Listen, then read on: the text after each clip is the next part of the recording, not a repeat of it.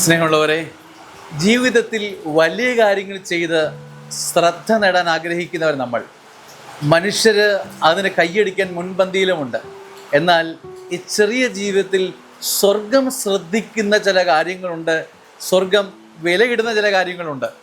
മത്തായിയുടെ സുവിശേഷം 10-ാം അധ്യായം 42-ാം വാക്യം ഇങ്ങനെയാണ്: ഈ ചെറിയവരിൽ ഒരുവന് ശിഷ്യനെന്ന നിലയിൽ ഒരു പാത്രം വെള്ളമെങ്കിലും കൊടുക്കുന്നവന് പ്രതിഫലം ലഭിക്കാതിരിക്കുകയില്ല എന്ന് സത്യമായി ഞാൻ നിങ്ങളോട് പറയുന്നു.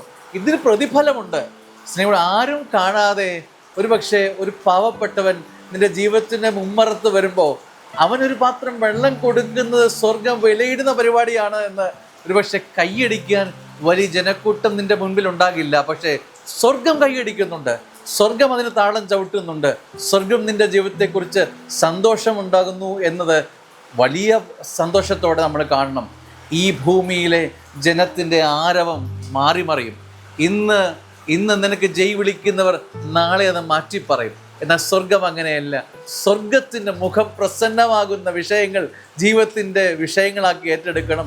സ്വർഗം കൈയടിക്കുന്നു എന്നതാണോ നമ്മുടെ ജീവിതത്തിൻ്റെ അളവുകോല്.